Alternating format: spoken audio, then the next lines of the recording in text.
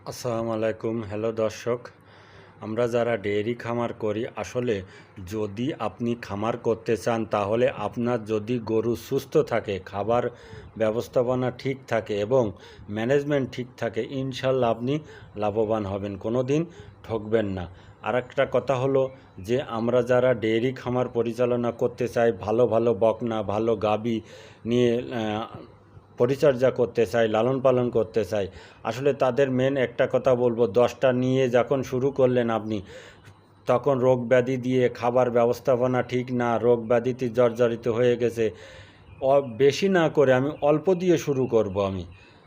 আপনি এমন গরু দিয়ে শুরু করুন, 2টো বা 3টে গরু দিয়ে শুরু করুন যাদের খাবার ব্যবস্থাপনা আপনি ঠিক রাখতে পারেন, ম্যানেজমেন্ট ঠিক রাখতে পারেন, পরিবেশ ঠিক রাখতে পারেন, ইনশাল্লাহ আপনি লাভবান হবেন। এটা বলে শেষ করা যাবে না। আসলে আমরা অনেকেই প্রথমে চিন্তা ভাবনা করি যে আগে আমি কিভাবে লাভবান হব, কিন্তু প্রথমে তো আপনি লাভবান হতে পারবেন না। প্রথমে লাভবান হতে হলে আপনাকে আগে খামার ছোটোর থেকে শুরু করতে হবে। এবং ধরুন একটা গাভী আপনার 20 লিটার দুধ দেয়, যদি আপনি ওই একটা গাভী 20 লিটার দুধ দেয়, ওর যদি খাবার ব্যবস্থাপনা, কৃমিনাশক এবং পরিবেশ ঠিক দিতে পারেন, ইনশাল্লাহ ওই একটাই আপনার জন্য এনাফ। যারা 200-500 গরু লালন পালন করে তারাও খামারি, যারা 1-2টো পালন করে তারাও খামারি বলো ভাই, আমরাও বলো খামারি। কিন্তু ওদের ওদের ম্যানেজমেন্টটা ভালো, খাবার দাবার ভালো, পরিবেশটাও ভালো দেয়। কিন্তু আমরা যারা প্রান্তিক খামারি, আসলে হুট করে খামারটা পরিচালনা করার ধারণা চলে আসে। গরু ভালোভাবে আপনারা কুড়াই করেন না, অনলাইন থেকে কুড়াই করেন এবং ম্যানেজমেন্ট ভালো দেন না, খাবার দাবার ভালো হয় না, না হওয়ার কারণে লাস্ট পজিশনে কি হয়, খামার বন্ধই করতে হয়। কেননা যে এত ঘাটতি আমি কিভাবে টানবো? প্রত্যেক দিন যদি আমার 5-10 হাজার টাকা ঘাটতি যায়, তাহলে আপনি খামার পরিচালনা করবেন? মোটেও না। এই জন্য আমি খামার যদি আমার করতেই হয়, আমি অল্প দিয়ে শুরু করব, 2টো গরু দিয়ে শুরু করব, আমি ভালো মানের গাভী দিয়ে, যাতে 20 লিটার বা 18 লিটার এরকম দুধ হয়। তার পরিবেশটা ভালো দেব, ম্যানেজমেন্ট ভালো রাখবো, খাবার দাবারও ভালো রাখবো। আর একটা কথা হলো কাঁচা ঘাস। আপনি কাঁচা ঘাস দিবেন না, শুধু দানাদার খাবারের পিছনে দৌড়বেন, তাহলে আপনি কিভাবে টিকে থাকবেন এই এখনকার বাজারে? শুধু কাঁচা ঘাস খাওয়াই তো মানুষ অনেকেই খামার পরিচালনা করতেছে, নামমাত্রই দানাদার দিয়ে। কিন্তু আমরা কি করি? কাঁচা ঘাস না দিয়ে শুধু দানাদার খাবার দিয়ে খামার পরিচালনা করি। আমাদের ধারণা আমরা অনেক গাভী পালন করব, কিন্তু 2 মাস পরে, 6 মাস পরে আমরা খামার বন্ধ করে দিচ্ছি। কী জন্যে?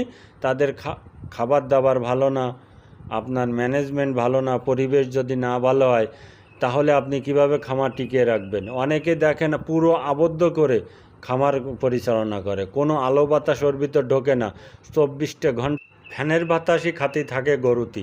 এমনি তো ফ্যানের বাতাস, ওপরের বাতাস আপনার গরম বাতাস টেনে নিয়ে আসে, কিন্তু এতে আমরা এটি বুঝি না। গরু হলো তৃণভোজী প্রাণী, এদের জন্য সবসময় আলো বাতাসের প্রয়োজন। খোলামেলা থাকবে, একদম পুরো খোলামেলা, তাহলে কোনো ফ্যান লাগবে না আপনার। তারপরও আপনি একটা ফ্যান দিলেন, 24 ঘন্টা ফ্যান চলার চাইতে যদি 1-2 যখন তাপমাত্রা বেশি থাকে একটু ফ্যান চালিয়ে দিলাম, বাইরের বাতাসও আসলো, ফ্যান চললো, অল্প বিদ্যুৎ বিলে আপনার হয়ে যাবে। যখন আপনি 24 ঘন্টা ফ্যান চালাবেন, তখন কত বিদ্যুৎ বিল আসবে আপনার একটা খামারে? এটা হিসেব করে দেখেছেন কোনো সময়? আর একটা কথা বলি আপনাদেরকে, আসলে আমি 500 গরু গাভী পালন করব না, অল্প গাভী পালন করব এবং তার থেকে বেশি লাভবান হব। সেটা এভাবেই সম্ভব। সেটা হলো আমি কাঁচা ঘাস খাওয়াবো অতিরিক্ত মাত্রায় এবং বেশি ধারে কাঁচা ঘাস খাওয়াবো, এবং দানাদার খাবার, ডেয়ারি খামার দানাদার খাবার খাওয়াতে হবে, কিন্তু অল্প পরিমাণ, পুষ্টিগুণ মান রেখে আমাকে দানাদার খাবার খাওয়াতে হবে না, সেটা কোনো না, কিন্তু কাঁচা ঘাসের পরিমাণ আমি বেশি খাওয়াবো। আমরা সব সময় 10টা গাভী কুড়াই করে খামার পরিচালনা শুরু করি, আসলে করে আপনি লাস্টে ধরা খেয়ে যান, আপনার পরিবেশ ভালো না, ম্যানেজমেন্ট ভালো না, তাহলে আপনি কিভাবে খামার টিকিয়ে রাখবেন? আসলে খামারে মেন জিনিস হলো, যদি গাভী সুস্থ থাকে, পরিবেশ ভালো থাকে, খাবার দাবার ঠিক থাকে, ম্যানেজমেন্ট ভালো থাকে, ইনশাল্লাহ আপনি লাভবান হবেন, এটা আমি গ্যারান্টি দিয়ে বলতে পারি। কিন্তু আমরা ওসব দিকে যাইনে, কাঁচা ঘাসেরও দিকে যাইনে, শুধু দানাদার খাবারের উপরে পিছনে দৌড়াই। আর কি করি, অনলাইন থেকে গরু কুড়াই করি, বিদেশি টাকা আছে, অনলাইন থেকে গরু কুড়াই করি, কিন্তু দেখাশুনোর কোনো নেই। নিয়ে এসে খামারে রেখে দিলাম, তাদের কিমড়ির ওষুধ কয় মাস পরে খাওয়াতে হবে এবং তাকে ভ্যাকসিন কয় মাস পরে দিতে হবে, খুরা রোগের, তর্কা রোগের, বাদলা রোগের, এটাও আপনারা জানেন কি জানি না।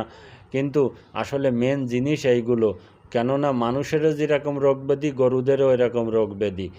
আর মেন উদ্দেশ্য হলো যে খামারি ভাই কাঁচা ঘাস বেশি খাওয়ায়, সেসব গরু রোগ প্রতিরোধ ক্ষমতা বেশি থাকে, রোগ ব্যাধি কম হয় এবং তার খামারে বাচ্চা হওয়ার রেজাল্টটা ভালো এবং দুধের রেজাল্টটাও ভালো। সবসময় এটি যারা মনে রাখবে তারাই খামারে আজ লাভবান হবে এবং তারা দিন দিন বড় করতে পারবে খামার। আমার এই ভিডিও ভালো লাগলে অবশ্যই সাবস্ক্রাইব করে আমার পাশে থাকবেন। ভুল ত্রুটি হলে ক্ষমা করবেন। খোদা হাফেজ।